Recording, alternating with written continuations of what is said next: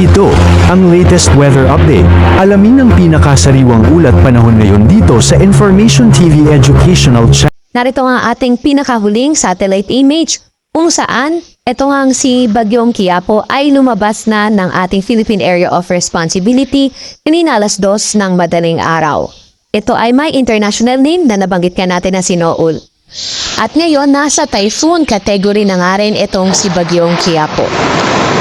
At kanina 4:00 na madaling araw hulitog na mataan sa line 320 kilometers west ng Basco, Batanes. Nagtataglay ng lakas na hangin na 120 kilometers per hour malapit sa sentro at bugso na abot sa 150 kilometers per hour kumikilo sa direksyong west-northwest sa bilis na 25 kilometers per hour. At narito naman yung forecast track netong si Bagyong Quiapo na may international name na Noul. So inaasahan nga natin na tatahakin ito yung direksyong northwest bago mag-landfall sa may southern mainland China.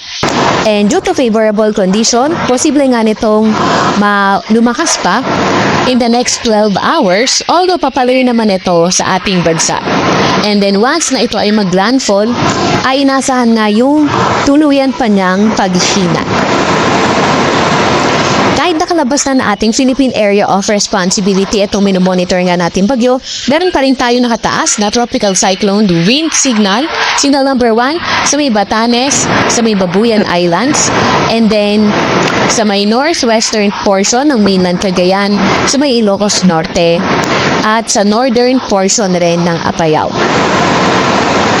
At dahil nga sa southwest monsoon at periphery nito si Quiapo, meron din tayong mga bugso ng malalakas na hangin ngayong araw sa most of Luzon, Western Visayas, Negros Island Region, sabay Northern Samar, Zamboanga del Norte at Davao Oriental.